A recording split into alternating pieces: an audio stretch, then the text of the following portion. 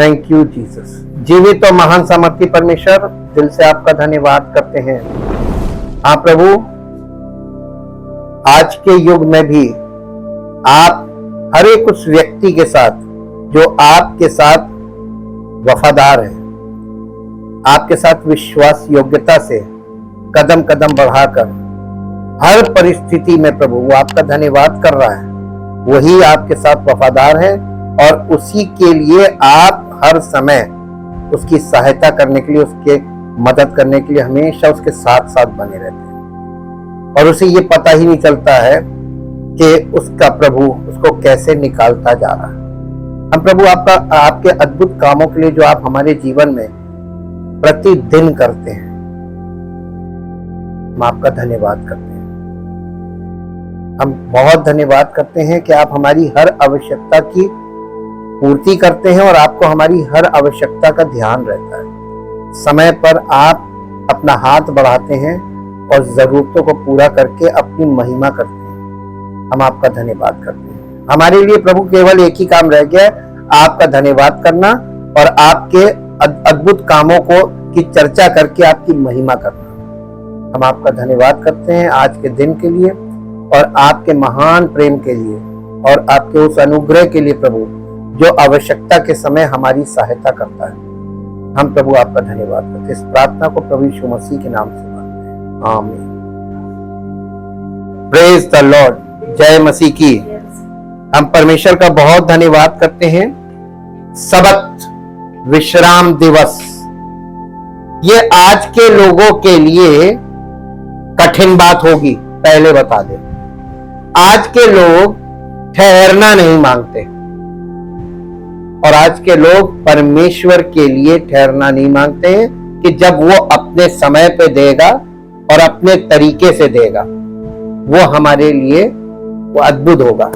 हम लोग अपनी क्षमता में हर चीज को प्राप्त करने का जो प्रयास कर रहे हैं ना, ये हम आपको, अब आप याद कीजिए, हम लगातार कह रहे हैं कि जो आप शारीरिक प्रयास करते हैं, एक्ट्स है नहीं, मसीह में तो कोई एक्ट नहीं है। और आप जितना एक्ट्स कर रहे हैं आज लोग मसीहत में, अपनी कोशिशें जारी कर रहे हैं और एकदम लग रहा है कि वो परिश्रम करने में लगे हुए। यीशु मसीह किसको बुला रहा था? जब संडे को हम लोगों ने पढ़ा था मत्ती 11 अध्याय में, तो यीशु मसीह ने एक बात बोली जो हमने कल भी पढ़ी थी कि मैं तेरा धन्यवाद करता हूं कि तूने इन बातों को ज्ञानियों और समझदारों से छिपा दिया और बालकों पर प्रकट किया। वो क्या है? ऐसी चीज, नुस्खा, मंत्र है। वो एक ऐसा गुरु मंत्र है जो यानी जो बच्चे के समान लोग हैं उन्हीं के काम का है। ज्ञानी और समझदारों के लिए वो है ही नहीं। वो क्या है मालूम है? उसने कहा था कि सब थके और बोझ से दबे हुए लोगों मेरे पास आओ। कौन आएगा? हे सब परिश्रम करने वालों, थके और बोझ से। जब तक आप जीवन में थकेंगे नहीं, विश्राम किसको चाहिए? नहीं थके, नहीं थके। इस युग के लोग नहीं थके। जिस दिन थक जाएंगे ना, थका हुआ आदमी क्या कहता है? प्रभु आपकी इच्छा पूरी हुई, हमने सब कुछ आपके हाथों में सौंप दिया है, आपकी मर्जी मेरे जीवन में और मेरे परिवार में, आपकी मर्जी पूरी हुई। यह है थके हुए व्यक्ति का सरेंडर। थका हुआ व्यक्ति सरेंडर करेगा। मसीहत में सरेंडर क्यों नहीं हो रहा है? क्योंकि अभी कोई थका नहीं, क्योंकि विकल्प इतने आ गए ना। पहले के युग में देखिए कोई विकल्प नहीं हुआ करता था, तब जल्दी सरेंडर हो जाता था। आज सारे विकल्प आपके पास है, सरेंडर कहां करेंगे? हम एक ऑप्शन से दूसरे ऑप्शन, दूसरे ऑप्शन से तीसरे ऑप्शन, ऑप्शन पे ऑप्शन, ऑप्शन पे ऑप्शन हम भागेंगे। तो परमेश्वर कहता है देख, दौड़ के देख ले तू। आखिर में आप सारे आपके ऑप्शन जिस दिन खत्म हो जाते हैं, अब कोई ऑप्शन नहीं बचा, आपके पास क्या रास्ता बचता है? सरेंडर। सरेंडर आप तब करेंगे जब आपके सारे ऑप्शन खत्म हो जाएंगे, तब आपके जीवन में विश्राम का काम प्रभु करेगा, अभी नहीं। आज हम ऐसी दुनिया में रह रहे हैं जहां भागदौड़ भरी संस्कृति बहुत ज्यादा है। आप सवेरा होइए, देखिए आप सड़क पे जाम लगना शुरू हो जाता है। जैसे लोग बस इंतजार कर रहे थे कि बस यहां सवेरा हो और हम गाड़ी लेके निकले। ये है, हम पहले से कहीं ज्यादा व्यस्त और तनावग्रस्त हैं। आप जितना ज्यादा व्यस्त होंगे उतना तनावग्रस्त होंगे, यानी आप टेंशन से भरते चले जाएंगे। आपके टेंशन की क्षमता कितनी है? अपनी क्षमता भी तो देखिए। आप देखिए आज लोगों के साथ स्ट्रोक्स हो रहे हैं, ब्रेन स्ट्रोक। ये जो पैरालिसिस है ये ब्रेन स्ट्रोक है। ये ओवरलोडिंग से, माइंड ओवरलोड हो गया। तो उससे क्या हुआ? प्रेशर इतना बढ़ा, उसमें तनाव बढ़ता है तो क्रोध बढ़ता है, और उससे क्या होता है? दिमाग का एक पोर्शन वहां पे ब्लीडिंग हो जाती है, खून अंदर इंटरनल ब्लीडिंग होती है। उसका ट्रीटमेंट तो हो जाता है, ब्लीडिंग रुक जाती है, लेकिन आपके कुछ अंग काम करना बंद कर देते। इसी को स्ट्रोक बोलते हैं।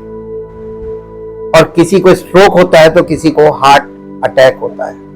ये दो रास्ते हैं। स्ट्रोक माइंड से होता है और हार्ट अटैक हार्ट के कारण होता है। हार्ट पे लोड आएगा, हार्ट पे।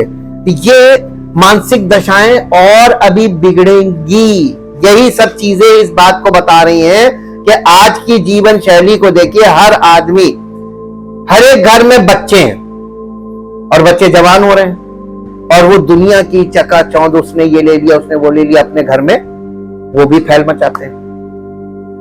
क्षमता से बाहर की चीजें मांगते हैं जो माता पिता की क्षमता में नहीं है। ये सब पॉइंट्स हैं, और इसलिए ये सब चीजें होंगी। परमेश्वर का वचन हमें विश्राम के महत्व के बारे में बताता है। विश्राम का क्या महत्व है? आज हमारा अध्ययन है द इंपॉर्टेंस ऑफ सबत या इंपॉर्टेंस ऑफ रेस्ट। बाइबल में विश्राम को शांति, अच्छा, बाइबल के अनुसार विश्राम क्या है या सबत क्या है? दोनों एक ही चीज है, या विश्राम कह लो या सबत कह लो। बाइबल में विश्राम को शांति, आराम या ताजगी के रूप में परिभाषित किया गया है। उत्पत्ति के पहले और दूसरे अध्याय में सृष्टि की कहानी से शुरू होकर पूरे शास्त्र में इसे दोहराया गया है। रेस्ट, विश्राम, ये सृष्टि का नियम है। विश्राम, परमेश्वर जिसने मनुष्य को बनाया, उसने मनुष्य को शारीरिक तौर पर 8 घंटे शारीरिक श्रम करने के लिए उसके शरीर को डिजाइन किया है, और मानसिक जो मेंटल वर्क है वो केवल 2 या 3 घंटे से ज्यादा आप करेंगे तो आप 8 घंटे शारीरिक श्रम के बराबर थक जाएंगे। लेकिन आज लोग क्या कर रहे हैं? एज एवरेज क्यों नीचे जा रहा है?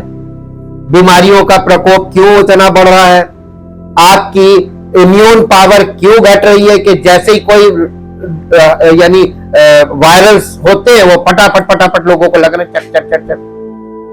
क्यों ऐसा हो रहा है? आपका इम्यून सिस्टम क्यों बिगड़ रहा है? इम्यून सिस्टम जुड़ा होता है हमारे पाचन क्रिया से। जिसकी पाचन क्रिया बिल्कुल दुरुस्त होती है उसका इम्यून सिस्टम बिल्कुल बेस्ट होता है। और अगर आपकी पाचन क्रिया में कमी है तो आपका इम्यून सिस्टम सही नहीं है, और जैसे ही कोई बीमारी या महामारी आएगी वो बहुत तेजी से आपके ऊपर अटैक करेगी, क्योंकि आपका इम्यून सिस्टम काम नहीं कर रहा है। अब आज एक बात बताइए, मैक्सिमम लोगों को 99.9% लोगों के पेट नहीं साफ होते। इसका कारण क्या है? इसका कारण भी सबक में ही छिपा हुआ है। कर लो अपने मन की, झेलोगे तुम ही। और इसीलिए परमेश्वर ने अंत की भविष्यवाणियों में बता दिया था कि जनसंख्या बहुत तेजी से घटेगी, बहुत तेजी से। उसके रीजंस आपको मेडिकल रीजंस बता रहे हैं, आप ये मेडिकल रीजंस हैं। परमेश्वर ने लगातार 6 दिनों तक सृष्टि की रचना की और फिर 7वें दिन विश्राम किया। इसलिए नहीं, ये ऐसा इसलिए नहीं था कि परमेश्वर थका हुआ था। परमेश्वर नहीं थका था, उसने विश्राम किया क्यों? थका नहीं था। लोग कहते थक गए तो विश्राम करें, नहीं, परमेश्वर थकता नहीं है। मेरे साथ एक पद निकालिए जो आपको मिलेगा यशायाह नबी की पुस्तक उसका 40 अध्याय उसका 28 पद से पढ़िए। यशायाह का 40 अध्याय उसका, क्या तुम नहीं जानते, क्या तुमने नहीं सुना? ये प्रश्न है दो। यहोवा जो सनातन परमेश्वर है और पृथ्वी भर का सृजनहार है, वो ना थकता ना श्रमित होता है, उसकी बुद्धि अगम है। वो थके हुए को बल देता है और शक्तिहीन को थोड़ी मोड़ी नहीं बहुत सामर्थ देता है।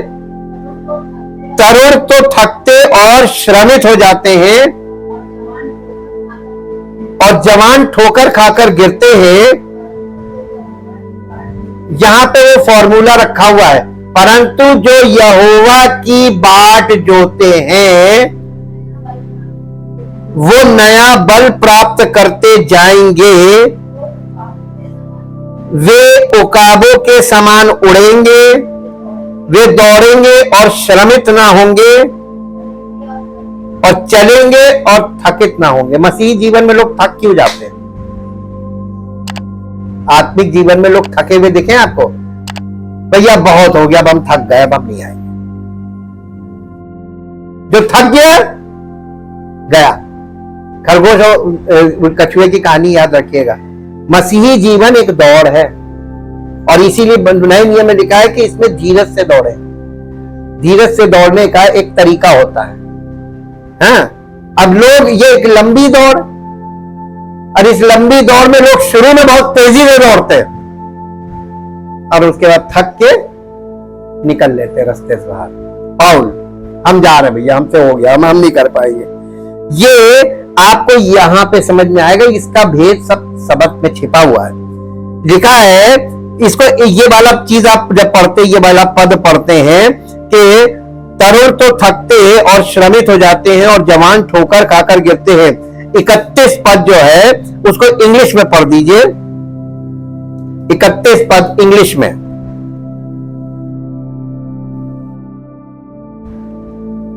यशायाह 40 का 31। जी, but those who wait for the lord, जो परमेश्वर के लिए ठहरे रहते कि प्रभु हमको जब देंगे तब हम प्रभु की ओर से हमें मिलेगा तभी लेंगे। हम अपनी तरफ से कर्जा करके ये चीज नहीं लेंगे। भाई कर्जे में आप फंस गए तो आपको इतना तनाव मिलेगा, इतना तनाव मिलेगा, आपका जीवन वैसे ही, आप कमाने लायक नहीं रह जाएंगे, नौकरी करने लायक नहीं रह जाएंगे, इतना टेंशन हो जाएगा। और उसी में अगर स्ट्रोक पड़ गया तो आप गए नौकरी से बाहर, कर्जा कैसे उतरेगा? विकल्प है कोई? कोई विकल्प नहीं है। आगे की इतनी सोची नहीं होगी कभी कि ऐसा भी हो सकता है, और ऐसा हो रहा है, तमाम लोगों के साथ हो रहा है। अगर आपके साथ हो गया तो क्या करेंगे? मान लीजिए आपने बड़ा कर्जा लेके कोई बड़ी चीज खरीद ली और आपके ऊपर, क्योंकि कर्जा लेंगे तो ये लॉन्ग टर्म कर्जा है और बीच बीच में इसमें ईएमआई बढ़ती भी है, और जब बढ़ेगी तो आपकी सैलरी तो इतनी जल्दी नहीं बढ़ती। आप फंसते चले जाएंगे, फंसते चले जाएंगे, फंसते चले जाएंगे, और कंपाउंड इंटरेस्ट लगता है। निकल पाएंगे? इसलिए ये एक ऐसी चीज है कि इसमें ये एक ऐसा वेब है जिसमें जो फंस गया, जो छूट गया, परमेश्वर का अनुग्रह छूट गया, लेकिन छूटते नहीं जल्दी, फंसते ही चले जाते हैं, फंसते ही चले जाते हैं। Those who wait for the Lord, who expect, look for and hope to him, यानी परमेश्वर से आशा लगाते जो लोग, shall change and renew their strength and power, they shall lift their wings. वो उकाबों के समान उड़ेंगे, आप हवा में उड़ने लगेंगे। अगर आप परमेश्वर पर भरोसा करने लगेंगे ना, तो आप हवा में उड़ेंगे उकाब की तरह। ऊंची उड़ान उड़ता है ऊंचे लक्ष्य के लिए, और लोग मालूम है फिजिकल बातों के लिए लेकर बैठे हुए। ये वो लोग हैं जो सबत के दिन या परमेश्वर के सबत का दिन जो होता है ना, वो परमेश्वर का दिन होता है। उस दिन परमेश्वर फ्री होता है आपके साथ फेलोशिप करने के लिए। परमेश्वर बाकी समय बिजी होता है, और इसीलिए उसने इंसान को अपने समान बनाया कि 6 दिन तुम भी बिजी रहो, मैं भी बिजी हूं। लेकिन बिजी का मतलब ये नहीं कि आप डेली, देखिए आप अदन की वाटिका में जाइए, परमेश्वर दिन भर बिजी रहता था। इसका प्रमाण वहां आपको मिल जाएगा। दिन के ठंडे पहर में, दिन का ठंडा पहर 2 ही होता है, इसीलिए उत्पत्ति में जब क्रिएशन हो रहा है वहां पर आप देखिए सुबह और शाम का वर्णन आता है। और सुबह हुई और शाम हुई, एक दिन निकला। सुबह और शाम ये 2 ऐसे वक्त है डेली जब परमेश्वर आपके साथ, अपने बच्चों के साथ फेलोशिप करता है। तो सुबह के समय भी फेलोशिप का टाइम है। पर्सनल डिवोशन करने की आदत डालनी पड़ेगी आपको। अभी आपको उसके विषय में हमने कुछ बताया नहीं है, ये आपके अंदर अभी डेवलपमेंट होगा, तब ये आप करने लगेंगे। पर्सनल डिवोशन यानी परमेश्वर के साथ संगति करना वचन में। और दूसरा है शाम के समय। शाम के समय तो यहां आ गया, ये आपका इवनिंग फेलोशिप हो रही है, लेकिन मॉर्निंग में भी करनी है। उसके बाद आप अपने सब काम कर सकते हैं। ये तो हो गया 6 दिन का, जब आप बिजी है वो भी बिजी, दिन भर बिजी वो भी रहता है, दिन भर आप भी बिजी। लेकिन आप संडे का दिन जो होता है वो परमेश्वर का दिन है। यहूदियों के लिए शनिचर का दिन था और मसीहों के लिए संडे का दिन। ठीक, तो हम लोग, हमारे लिए परमेश्वर किस दिन हमको मिलेगा? संडे। तो उसकी उपस्थिति में आना अनिवार्य है ना। और उसी दिन आपको 6 दिन थक गए हैं, आराम करेंगे, आज नहीं जाएंगे। आप शारीरिक आराम के चक्कर में अपनी जिंदगी में वो बयाना मोल ले देते हैं जिससे आप जीवन भर झेलते रहेंगे। आपके शरीर के आराम को आप देखिए, कलीसिया में कौन सा यहाँ हल खोदना है, हल जोतना तो है नहीं। केवल बैठने में आप थक जाएंगे क्या? जबकि आप परमेश्वर के वचन से हल्के होके जाएंगे। आपका मानसिक तनाव जैसे ही हटेगा, आप अपने आप को फील फ्री महसूस करेंगे, हल्का लग रहा है जी। अब एक और पद निकाल लीजिए जो आपको मिलेगा, भजन संहिता। हाँ, नहीं, वो मेन मुद्दा निकाल दिया कि परमेश्वर के ऊपर निर्भर करने वाले लोग। भजन संहिता 121। हमारा जो मेन पॉइंट इसमें था कि परमेश्वर ना तो थकता है, ना श्रमित होता है और ना सोता है, ये दिखाना था। और उसमें ये दिखाना था कि जो लोग परमेश्वर पे भरोसा करते हैं। 2 पॉइंट वहां के बहुत इंपॉर्टेंट थे। अब इसमें 121 अध्याय में पहले पद को पढ़िए। मैं अपनी आंखें पर्वतों की ओर लगाऊंगा, मुझे सहायता कहां से मिलेगी? मुझे सहायता यहोवा की ओर से मिलेगी जो आकाश और पृथ्वी का करता है। वो तेरे पांव को टलने ना देगा। तेरा रक्षक कौन है? हमारा रक्षक परमेश्वर। परमेश्वर का मतलब होता है पिता, पुत्र, पवित्र आत्मा, तीनों उसमें। तो ये परमेश्वर कौन रक्षक है? परमेश्वर। और वो ऊंघता भी नहीं और सोता भी नहीं। यहां पे आपको फिर मिल रहा है, सुन, चौथा पद, सुन, इज़राइल का रक्षक ना ऊंघेगा और ना सोएगा। यहोवा तेरा रक्षक है। कौन है आपका रक्षक? यहोवा। जो पुराने नियम में यहोवा था, वो नए नियम में कौन है? प्रभु यीशु मसीह। वही रक्षक है। ऊंघता नहीं, सोता नहीं, और आपको उसको सुलाने की जरूरत नहीं है। वो आपको सुलाता है कि बेटा तू रात में सो जा, मैं तेरी रक्षा करूंगा। हालेलुया। ये गुड न्यूज है कि बैड न्यूज है? ये गुड न्यूज है।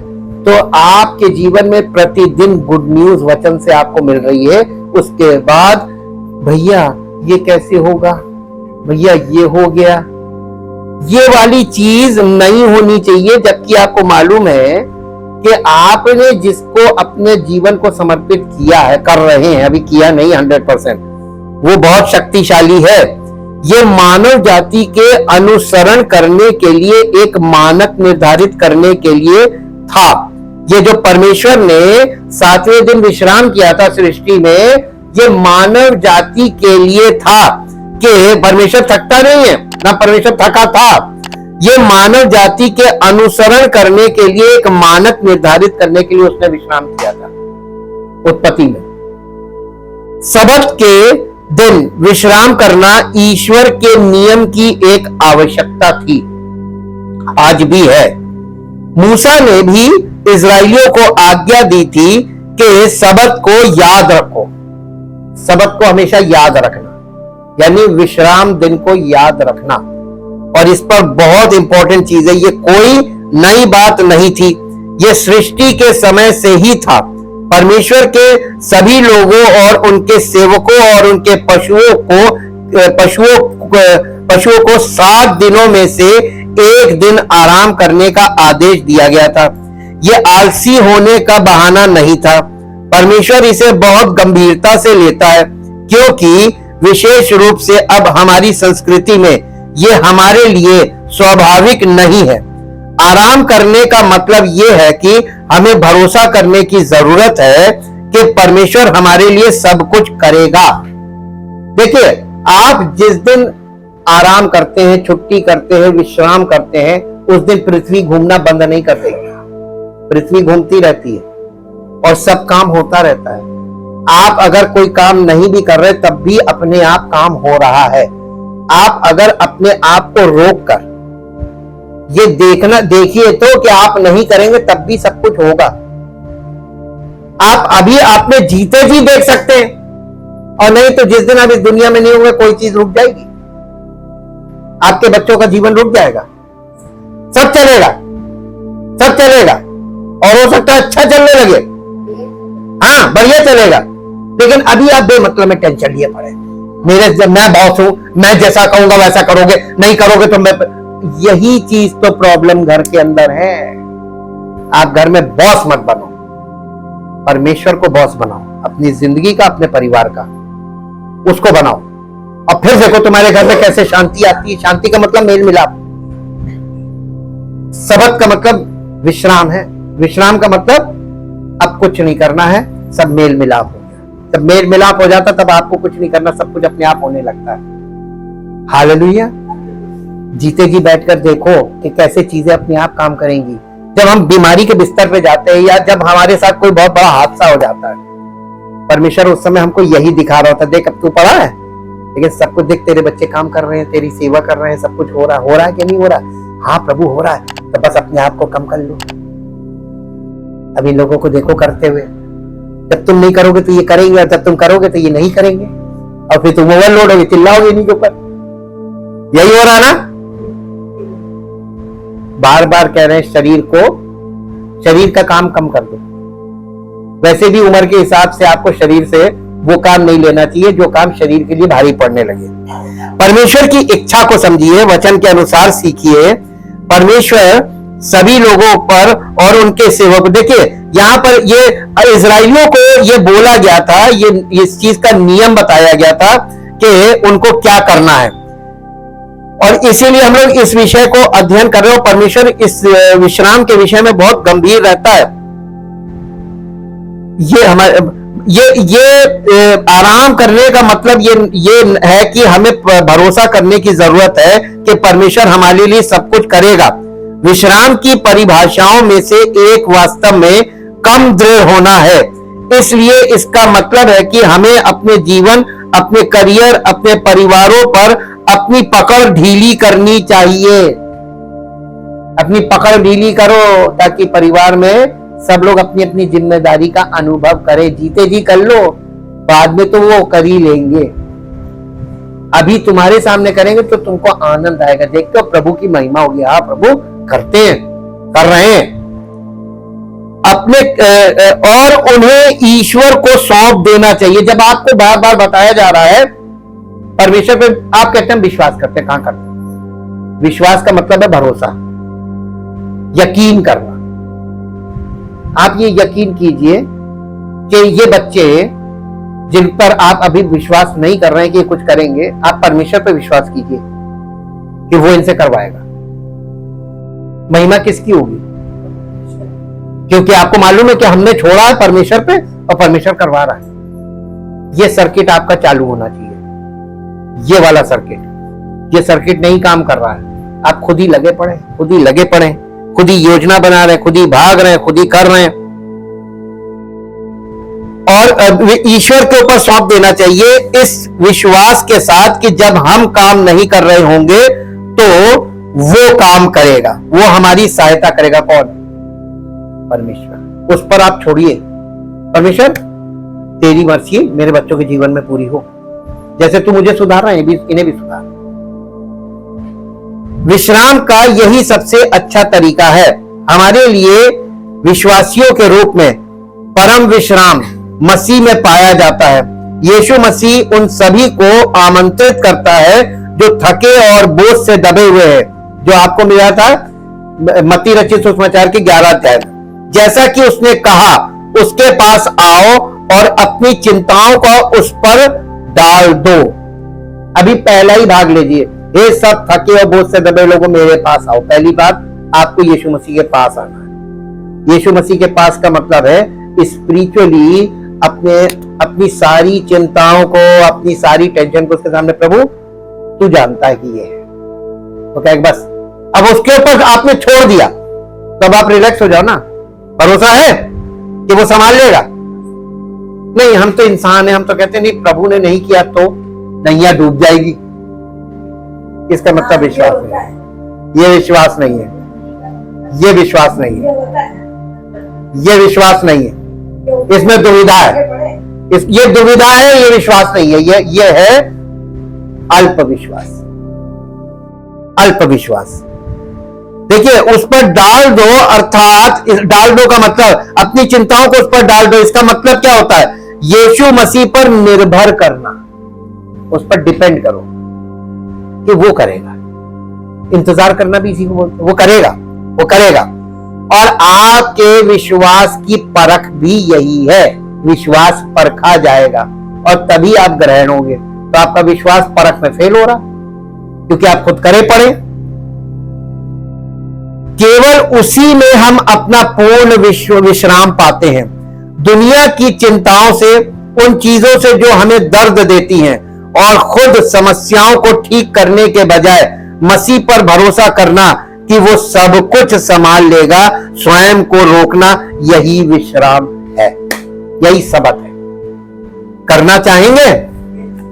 आज ही से चालू कर दीजिए, बहुत जल्दी आपके जीवन में इसका रिजल्ट आने लगेगा। सबत क्या है? विश्राम की परिभाषा और आदेश। सबत शब्द शबत से आया है, जिसका मूल रूप से, जैसा कि बताया जाता है, अर्थ है आराम का दिन। परमेश्वर ने आराम के दिन की आज्ञा दी क्योंकि वो चाहता है कि हम उस पर भरोसा करें, और सबत लेने से हमें काम को मूर्ति पूजा करने से रोकने में मदद मिलती है।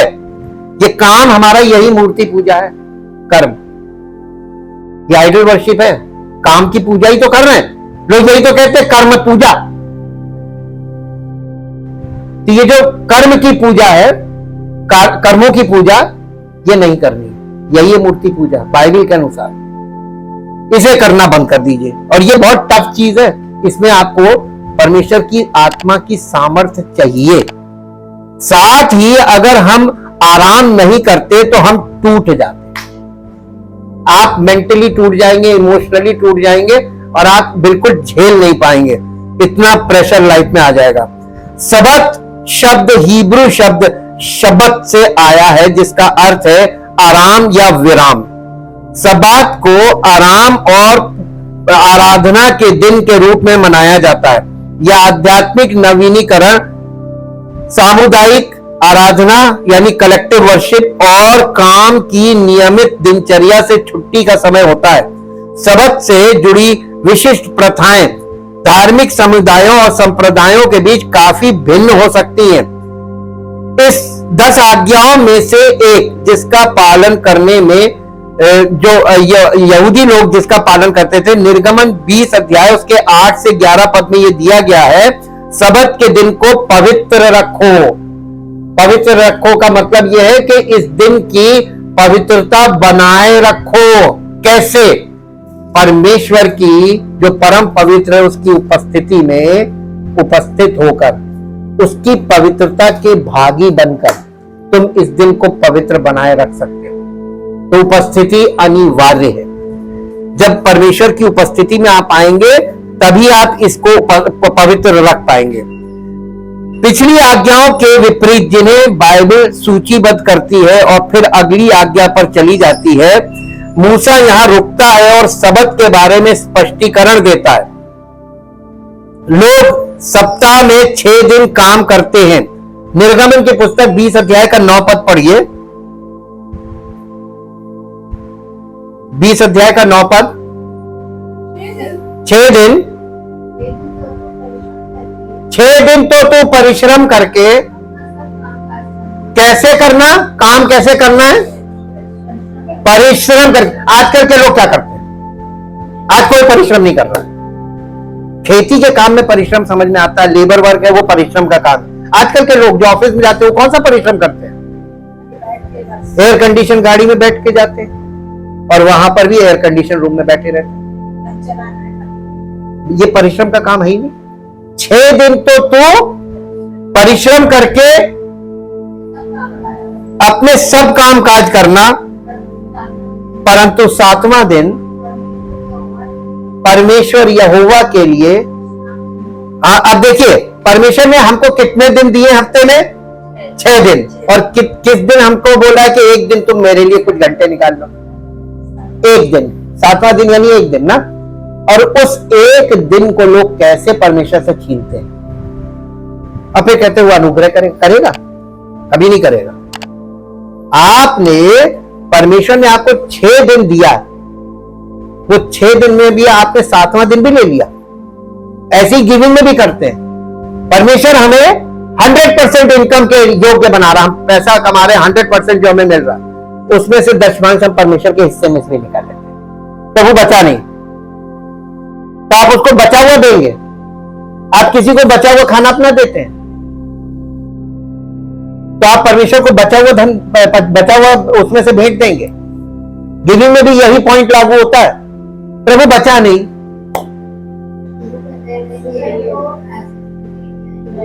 यस, आप उसका आदर करना सीखिए। ये जो आप परमेश्वर को भेंट दे रहे हैं, ये भेंट है। क्यों? धन्यवाद बलि कि प्रभु तूने मुझे सेहतमंद रखा, मैंने पूरे दिन काम किया, मैंने एक भी बीमार नहीं पड़ा और मेरे पूरी तनख्वाह मिली। ये प्रभु तेरी भेंट, धन्यवाद की भेंट। उसमें से भी मान लेते। मालूम है, एक और चीज बताया आपको, अक्सर लोग तर्क क्या देते हैं, परमेश्वर, हमने वो परमेश्वर की भेंट में से हमने दान कर दिया, गरीबों की मदद कर दी। परमेश्वर के वचन में लिखा है कि गरीब गुरबा, नए नियम में यीशु मसीह कहने लगा कंगाल हमेशा तुम्हारे साथ रहेंगे। तो 90% जो तुम्हारा उसमें से तुम उनको दो, परमेश्वर का हिस्सा उठा के तुम उनको दोगे। इसका मतलब परमेश्वर को तुमने किसके बराबर कर दिया?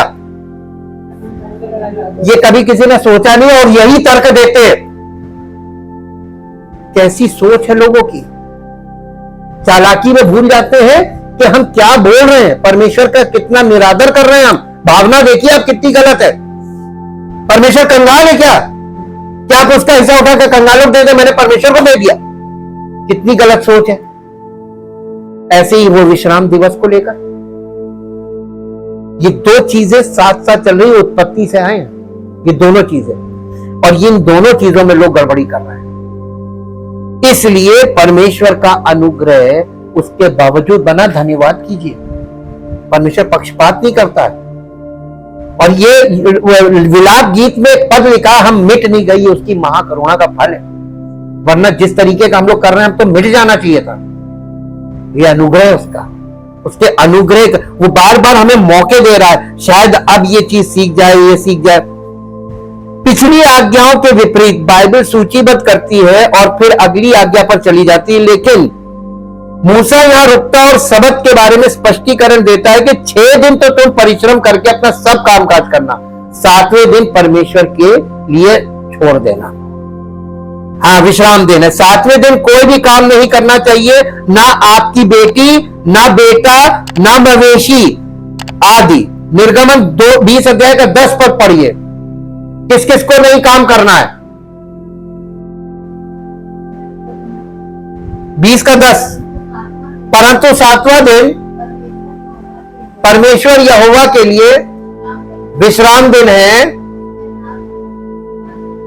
इसमें ना तो तू किसी भांति का कामकाज करना, ना तेरा बेटा, ना तेरी बेटी, ना तेरा दास, ना तेरी दासी, ना तेरे पशु, और ना कोई परदेसी जो तेरे घर के भीतर हो। हाँ, जो तुम्हारे घर में कोई गेस्ट आया हुआ ना, वो भी ना करे, क्योंकि वो तुम्हारे घर में है। कोई काम ना करे, परमेश्वर की उपस्थिति है। ये कितना इन लोगों के लिए था, और इसमें कोई कठिन नहीं था, ये बहुत सरल था।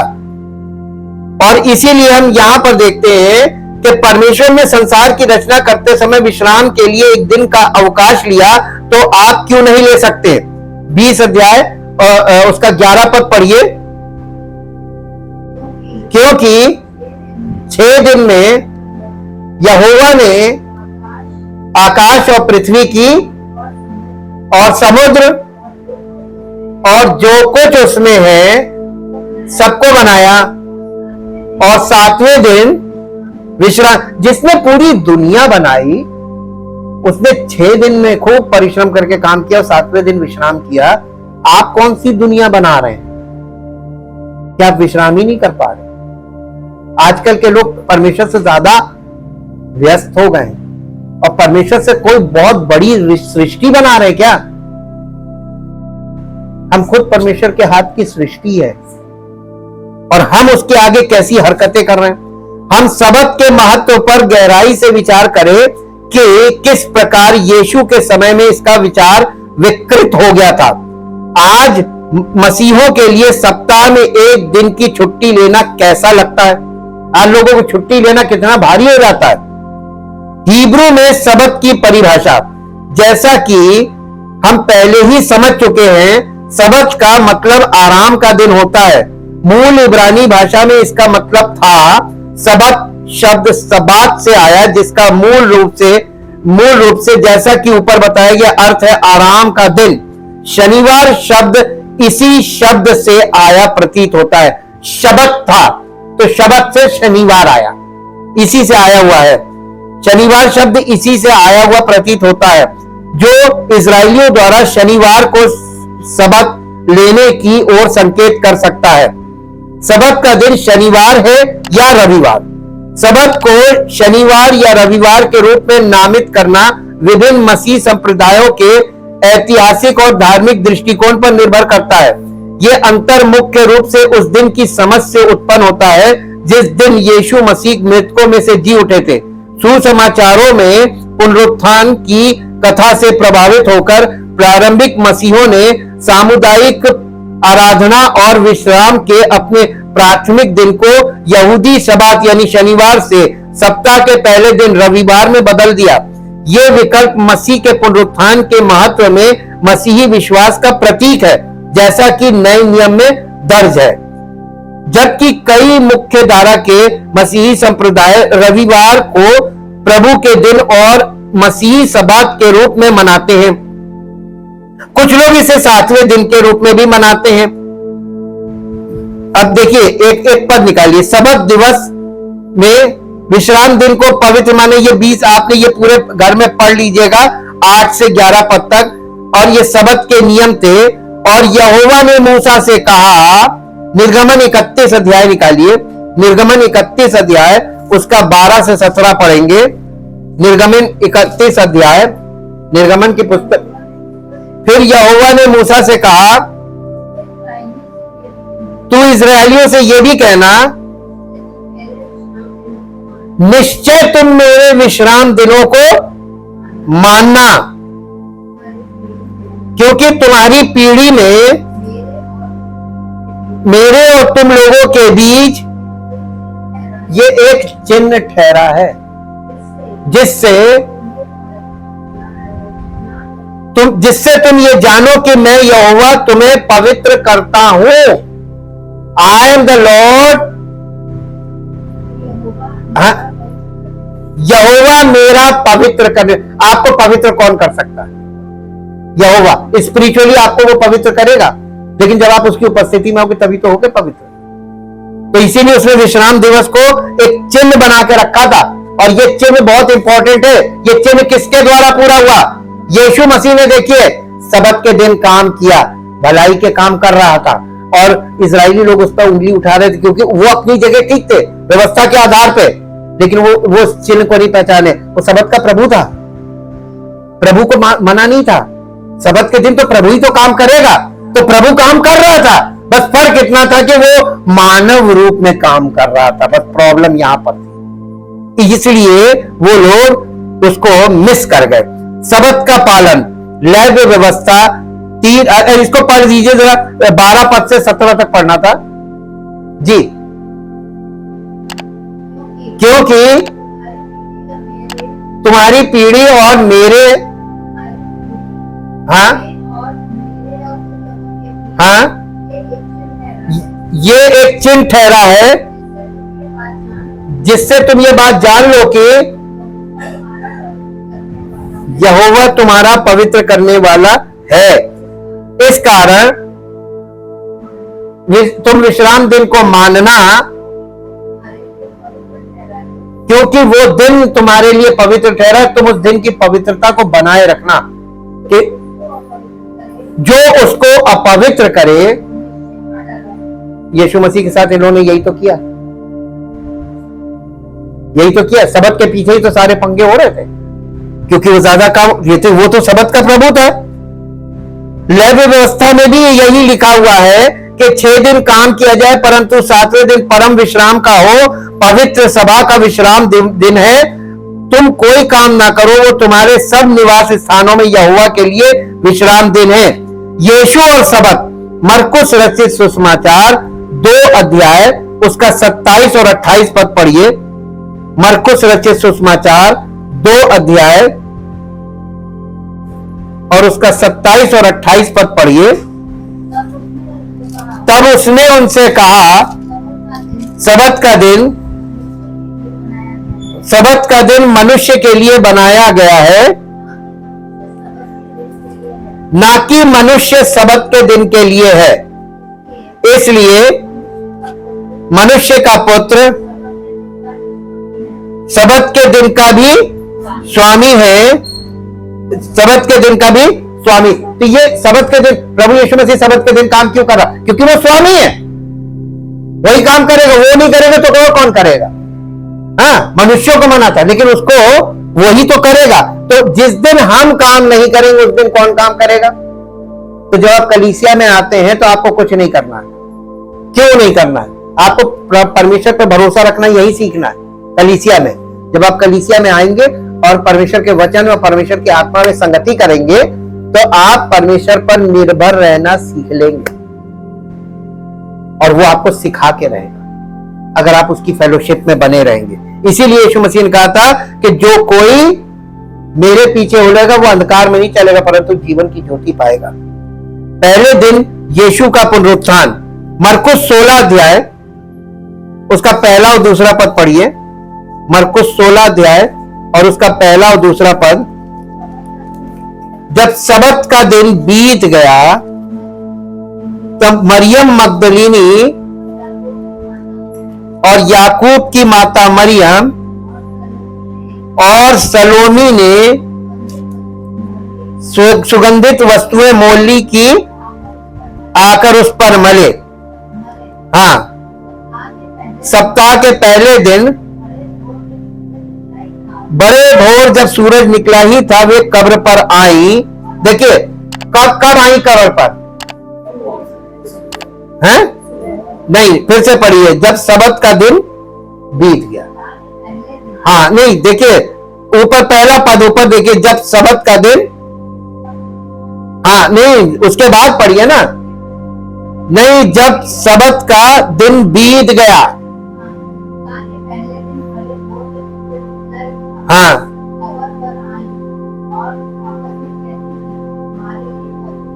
नहीं, ये तो आपने दूसरा पद पढ़ा।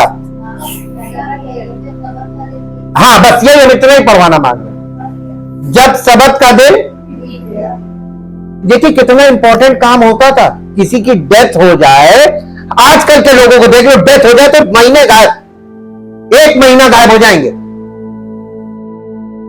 है कि नहीं? लेकिन आप यहां देखिए, जब प्रभु यीशु मसीह उसकी डेड बॉडी रखी हुई थी, क्योंकि सबत का दिन था। देखिए आदर, देखिए प्रभु भी आदर कर रहा है और उसकी मां भी आदर कर रही है सबत के दिन का। और जब सबत का दिन बीत गया, तब वो बॉडी में मसाला लगाने जा रही है। ये दिन किसने चुने थे? फ्राइडे, सैटरडे और संडे, ये दिन किसने चुने? परमेश्वर की ओर से चुने गए दिन। और ये बहुत इंपॉर्टेंट दिन होते हैं, ये वीकेंड होता है। आज दुनिया में लोगों के लिए यही दिन आनंद मौज मस्ती करने के होते हैं, और प्रभु के लोगों के लिए यही दिन बहुत इंपॉर्टेंट होते हैं, परमेश्वर की उपस्थिति। आप यहां से नोटिस कीजिए, और इसीलिए संसार के लोग देखिए इन्हीं दिनों में घूमना फिरना, सारी प्लानिंग इन्हीं दिनों की होती है। और परमेश्वर के लोगों की, अब आप देखिए कहते हैं हम विश्वासी हैं, आपके जितने भी डिसीजन हैं आप परमेश्वर के वचन के आधार पर ले रहे हैं कि अपने बच्चों के आधार पे? आपके बच्चे चाहते हैं कि फ्राइडे सैटरडे संडे घूमे फिरे, आप बच्चों के हिसाब से चल रहे हैं। आज लोग ज्यादातर यही कर रहे हैं और कहते हैं विश्वासी। कहां से? ये सबत का दिन बीत गया, उसके बाद अब थोड़ी देर के लिए इमेजिन कीजिए, यीशु मसीह की डेड बॉडी वहां पे रखी है, और अगर सबत का दिन ना होता तो ये लोग मसाला ले जाके बॉडी में मलते, है ना?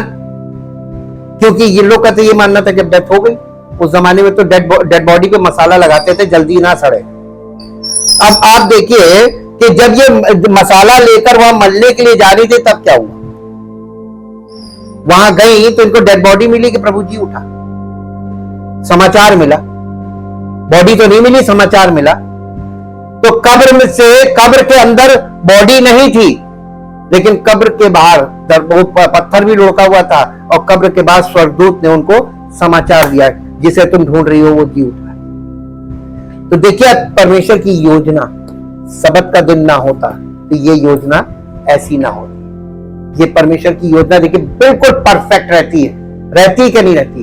तब आप क्यों नहीं भरोसा करते कि नहीं उसकी योजना वो इतना यानी उसकी योजना सटीक होती है, तो आप आपके बच्चों के लिए और बच्चों के बच्चों के लिए भी वो योजना रखता है, लेकिन आपका भरोसा उस पर नहीं है, क्योंकि आप सोचते हैं कि मैं जो करूंगा वो करूंगा। आप परमेश्वर की बराबरी कभी नहीं कर पाएंगे। परमेश्वर ने हमें सबत का दिन क्यों दिया? ऐसा प्रतीत होता है कि परमेश्वर ने कई कारणों से सबत को अनिवार्य बनाया है, कई कारणों से। और इसमें नंबर 1, परमेश्वर चाहता है कि हम उस पर भरोसा करें। हर समय तुम भाग रहे हो, हर समय भाग रहे हो, कहता रे थोड़ा सा बैठ के मेरे पास आके बैठ, मेरी बात सुन, मेरी उपस्थिति में आ और विश्राम कर। जब आप परमेश्वर का वचन सुनते हैं ना, ये आपके मन में विश्राम पैदा करता है, आपको परमेश्वर के प्रति भरोसा पैदा करता है। जब इजरायली वादा किए गए देश में पहुंचने से पहले रेगिस्तान में भटक रहे थे, तो परमेश्वर ने मन्ना बनाया, जो एक प्रकार की रोटी जैसा पदार्थ था जो उन्हें पोषण देता था, जो आकाश से बटेरों की वर्षा और आकाश से बटेरों की वर्षा की। ये निर्गमन 16 अध्याय में आपको दोनों चीजें मिलेंगी। हर दिन वे बाहर जाते और उस दिन का राशन इकट्ठा करते, और सिर्फ उसी दिन का राशन, जो भी अतिरिक्त वे इकट्ठा करने की कोशिश करते, वो सुबह तक कीड़े पड़ जाते थे उसमें। लेकिन छठे दिन परमेश्वर उन्हें 2 गुना इकट्ठा करने का आदेश दिया था, ताकि उन्हें 7वें दिन अपना भोजन पाने के लिए काम ना करना पड़े। वहां पे परमेश्वर इन लोगों को क्या सिखा रहा था? मन्ना के द्वारा क्या सिखा रहा था? कि एक दिन तुमको यानी फ्राइडे के दिन तुम्हें डबल दिया जाएगा, सैटरडे को तुम बाहर नहीं जाओगे। ठीक, खाने को दे रहा था क्या? ये खेती करके खा रहे थे, परमेश्वर दे रहा था। ये परमेश्वर पे निर्भर रहे और निर्भर है, इस बात का भी प्रमाण है, और निर्भर रहे इसलिए इनको ये विधि दी थी कि तुम बाहर ढूंढना नहीं। मालूम बहुत से लोग वहां पढ़ेंगे, आप तो लिखा बहुत से लोग बाहर जाके ढूंढने लगे, 7वें दिन पता चला है ही नहीं। तो मूसा के पास गए, मूसा ने कहा तुम गलत जगह क्यों गए, तुमको जब बताया था कि नहीं मिलेगा। लोग मानते थोड़ी ना, एक बार में थोड़ी ना मानते। जैसा कि पुराने नियम में इजरायलियों ने किया था, कुछ लोगों ने नहीं सुना और सबत के दिन भूखे रह गए, क्योंकि उन्होंने एक दिन पहले पर्याप्त मात्रा में इकट्ठा नहीं किया था। परमेश्वर चाहता है कि हम उस पर भरोसा करें, वो हमारी जरूरतें पूरी करेगा, भले ही हम सप्ताह में एक दिन भी काम ना करें। अगर हम आराम नहीं करते हैं तो हम टूट जाते हैं। ये नंबर दो पॉइंट है। कुछ व्यवहारिक कारण भी थे जिनकी वजह से परमेश्वर ने सबत के दिन आराम करने की आज्ञा दी। और ये देखिए, यहां पर जो लोग एक दिन का भी ब्रेक लिए बिना काम करते हैं, उन्हें शारीरिक थकावट और टूटन का सामना करना पड़ता है। हम लगातार काम करने के लिए नहीं बने हैं। जब हम सप्ताह में 7 दिन काम करते हैं तो हम अपने मस्तिष्क को थका देते हैं, जिससे उसका रचनात्मक कार्य ठीक से काम नहीं कर पाता। हम अधिक तनावग्रस्त हो जाते हैं और खुद को इतना थका लेते हैं कि हम अधिक बीमारियों के प्रति संवेदनशील हो जाते हैं। देखिए, हमने आपको पहले ही बताया था मेडिकल ग्राउंड्स। तीसरा पॉइंट, जब हम सबत का दिन मनाते हैं तो हम मूर्ति पूजा से बचते हैं। अगर हम काम करते और सिर्फ काम करते हैं तो हम परमेश्वर के सामने काम को महत्व देने का जोखिम उठाते हैं। क्या सबत आज भी मायने रखता है? ये लिखते हुए कि मुझे पता है कि मुझे किराया और रहने के खर्च के लिए सप्ताह में पैसे चाहिए, घंटे के हिसाब से काम करना पड़ता है, मैं कड़ी मेहनत करता हूं और जो लोग मुझे जानते हैं वो मैं कड़ी मेहनत करता हूं, और उनके पास बड़े परिवार और भुगतान करने के लिए बड़े बिल भी हो सकते हैं, और आपको शायद पता ना हो कि आप इस महीने ये सब कुछ चुकाएंगे या नहीं। आप में से कुछ लोग 24 घंटे काम करते होंगे, जिसके लिए आपको सप्ताह में 7 दिन उपलब्ध रहना पड़ता है। हमारे समाज में पूरा दिन की छुट्टी लेना मुश्किल है, जो हमसे हर समय पूरी क्षमता से काम करने की उम्मीद करता है। हमारे लिए सबत थोड़ा अलग लग सकता है। इसका मतलब हो सकता है कि अतिरिक्त तनाव से बचने के लिए सप्ताह के अंत में हमको आराम मिले, यानी काम करने से बचना। जो लोग 24 घंटे काम करते हैं, उनके लिए इसका मतलब हो सकता है कि वे निर्धारित घंटों पर ध्यान केंद्रित करें और उन्हें आराम के लिए समर्पित करें। भले ही इस समय आप एक बार में 24 घंटे निर्धारित ना कर सकें, शायद पूरे सप्ताह के लिए 24 घंटे निर्धारित करें और उन्हें अलग अलग समय पर करें। अंततः ये महत्वपूर्ण है कि हम सप्ताह में 24 घंटे चाहे अलग अलग समय पर या एक बार में आराम करने, तरोताजा होने के लिए समर्पित करें, तथा जब हमारे काम के घंटे काम नहीं कर पाते हैं तो ईश्वर पर भरोसा रखें। यानी जब आप अपने काम को करके भी कोई चीज पूरी नहीं कर पा रहे तो क्या करें? एक विकल्प बचता है, परमेश्वर पर भरोसा करें। तो उतना काम कीजिए जितनी क्षमता हो, बाकी परमेश्वर पे कब सीखेंगे? इसको तो तुरंत चालू करना चाहिए। सबत का पालन करने और उसे पवित्र बनाए रखने के लिए हमें अपने आप को समर्पित करने की आवश्यकता है। Thank you, thank you, thank you, thank you. परम पवित्र परमेश्वर, हम आपका हृदय से धन्यवाद करते हैं आपके पवित्र वचनों के लिए, जो पवित्र आत्मा के द्वारा हम सबके हृदयों में सुनने के द्वारा, कानों के द्वारा हमारे हृदय में जाते हैं। प्रभु, हम आपसे चाहते हैं कि जो लोग आपके वचनों को प्रतिदिन सुनते हैं, ये वचन सुनकर उनके हृदय में जाए, ताकि सुनने के बाद वो इन बातों को जो उन्होंने सुनी है इन पर मनन करें और अपने जीवन में इन बातों के हिसाब से निर्णय ले, और आपकी बड़ी योजना को और आपकी बड़ी सामर्थ को और आपके बड़े अनुग्रह को अपने जीवन में देखें कि परमेश्वर उनके जीवन में कैसे वो चीजें जो पूरी नहीं कर पा रहे, परमेश्वर उन कामों को कैसे पूरा करता है। वो जो करने में सक्षम नहीं है, परमेश्वर उन कामों को कैसे पूरा करता है, उनके बच्चों के जीवन में कैसे पूरा करता है, उस अनुग्रह को अपने जीवन में देख पाए। और उन हर एक सुनने वाले के जीवन में केवल एक ही आवाज निकले, प्रभु तेरा धन्यवाद हो कि तू सब कुछ कर रहा है, तेरी ओर से सब कुछ। जब हमने आप पर भरोसा किया और आप पर निर्भर करना शुरू किया प्रभु, हम देखते हैं कि सब कुछ हो रहा है आपके अनुग्रह से। हम धन्यवाद करते प्रभु, लोग इस अनुभव से होकर निकले ताकि हर एक का जीवन आपकी महिमा की योग्य हो और आप ही की महिमा का कारण बने। आदर और महिमा आपको मिले। इस प्रार्थना को प्रभु यीशु मसीह के पवित्र नाम से मांगते हैं, आमीन। Praise the Lord.